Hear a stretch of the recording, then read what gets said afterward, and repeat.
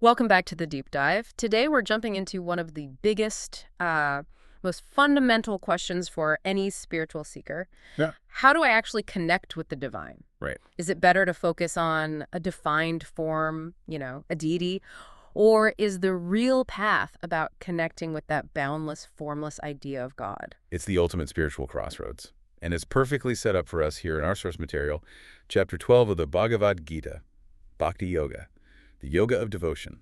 And the context here is just, it's everything. You have to remember, Arjuna has just had the most mind-blowing experience possible. Absolutely. He's witnessed Krishna's universal form, this terrifying, cosmic, infinite vision of everything, and then, the very next thing Krishna tells him is to focus on personal, exclusive devotion. To a form. So you can see why Arjuna is, well, a little confused. Totally. He's seen the infinite, and now he's being told to focus on the personal. So he asks the big question. He does. He asks, which worshiper is the better yogi? The one devoted to the Saguna, the personal God with form, or the one devoted to the Nirguna, the unmanifest, formless absolute? And that's our mission today, to really get into Krishna's verdict and, maybe more importantly, the psychology behind why he gives the answer he does. Because the stakes are pretty high. Krishna's already taught him about intense meditation, dhyana yoga, focusing on the formless. So Arjuna needs to know, wait, is that still the gold standard? Or has something changed? And Krishna, well, he doesn't beat around the bush. No. Right out of the gate, Shloka 2, he gives a really clear verdict. He says, those who fix their minds on the Saguna form with supreme faith, constantly devoted, they're considered the best yogis. The best. So the path of form with faith wins. But wait a second. If ultimate reality is formless, infinite, isn't focusing on a limited form limiting? That's the challenge, right? If the goal is the limitless, why start with a limit?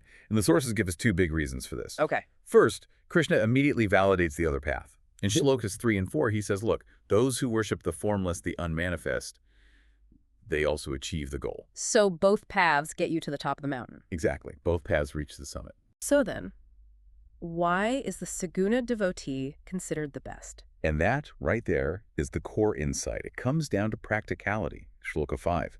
Krishna says the path of the formless, the Nirguna path, requires special exertion. Parishram Vishesh. Greater effort. A greater effort. The destination is the same, but the journey is just harder for someone living in a physical body. And the why behind that difficulty is just fascinating. It's all about human psychology, isn't it? It absolutely is. The sources really drill down on this idea that our minds fundamentally run on imagery. Right. Memories, imagination. It's all pictures, visual scenes. You remember a face, a place, a color.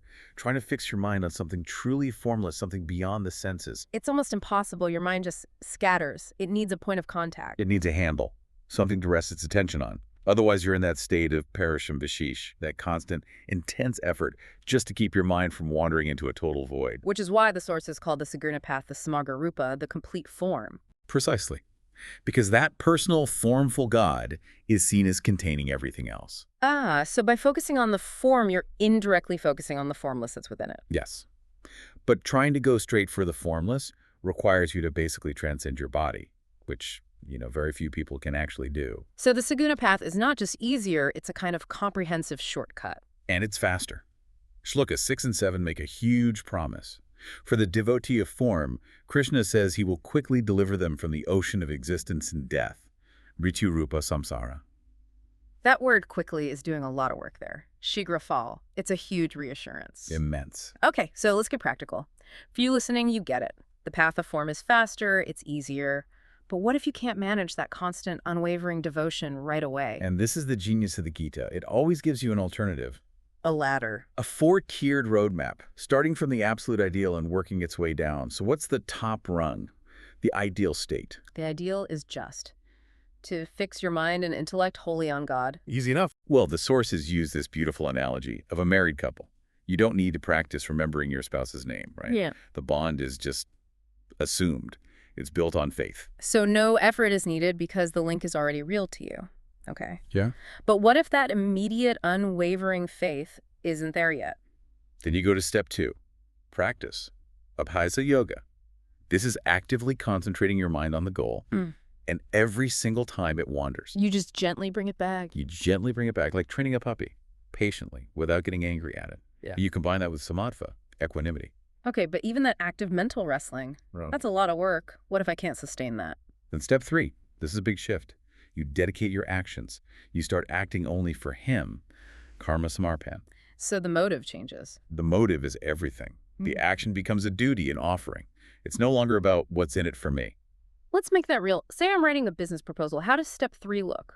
Okay, with karma samarpan, you're thinking, I'm writing this proposal with all my skill as an offering. I don't care if we win or lose the contract. The quality of my effort is the goal. Okay, but what if I still find myself worrying, hoping we get the contract while I'm writing? And that brings us to the final step. The lowest rung, but it's also the most powerful shortcut. Step 4. Which is? Simply renounce the fruits of the action. Falasakti Tyaga.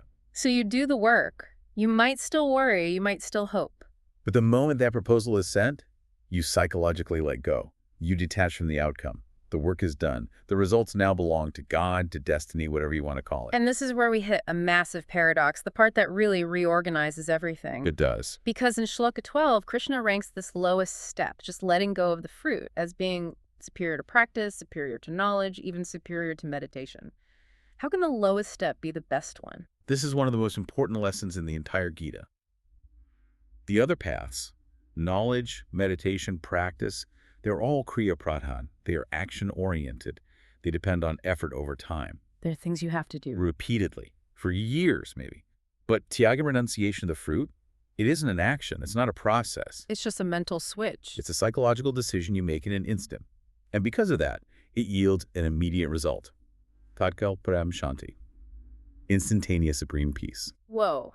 So while meditation could take a lifetime to stabilize the mind, the second you truly let go of an outcome, The bondage of that action dissolves instantly. It's liberation without having to renounce your job, your family, your life. Yeah. It proves freedom is always just one mental decision away. So if Tyaga is the shortcut to peace, then the final part of this chapter gives us the character you need to maintain that peace. Exactly.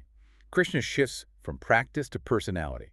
He gives a checklist of 39 qualities he calls the Dharmamaya Amrita. The nectar of virtue. And it defines a successful yogi not by what they do, but by their emotional and intellectual balance, their samatva. Okay, let's hit a few of the big ones, the ones that really challenge us today. I'm thinking of external validation. Yes, the list says the devotee is balanced in censure and praise. And the sources point out that this is maybe the hardest one. We think criticism hurts, but the desire for praise is often what binds us the most. That is so relevant in a world that runs on likes and approval. The beloved devotees just detached from all of it. Honor, dishonor, praise, blame, it's all the same. And then there's this idea of freedom from mindness, mamatva. Right, freedom from ego and possessiveness. And it doesn't mean you abandon your responsibilities. It means you stop having a self-centric attachment to them. The house, the job, they're just resources passing through your hands. You're a custodian, not an owner. Okay, and finally, there's this really surprising one about being skilled but not being a starter of things. Yes, the devotee must be daksha. Skilled, competent at their duty. Yeah. You have to be good at what you do. You must also be a renouncer of all arambas. And aramba means what exactly? Undertaking new things driven purely by selfish desire. You're great at your existing duties, but you stop launching new projects just for more money, more fame, more stuff. It's a profound idea. Fulfill what you must, but stop striving for what you merely want. Which brings it all full circle. You do your duty with skill, avoid new selfish projects, and let go of the results of everything. Precisely. And the final verse, Shloka 20, confirms the answer to Arjuna's big question. Anyone can practice these virtues, but those who practice them with selfless love, nishkam prem bhav, while devoted to the saguna form, they are the most beloved. The absolute most beloved. So the formful path, combined with that perfect character, is the ultimate synthesis. That's the complete answer. It starts with a simple comparison and ends with a practical ladder for living, where the quickest way to freedom is just letting go. It's incredible. The key takeaway seems to be that real spiritual progress isn't about adding more rituals or more effort. It's about a psychological subtraction. It's about letting go of the outcome of things you are already doing. Every single day. Which suggests that ultimate freedom is always just one mental shift away. So think about this until next time. What specific outcome in your life, the success of a project at work, the validation you're hoping for from someone, even just how your weekend turns out? What one thing could you consciously renounce attachment to today, right now, to find that instantaneous peace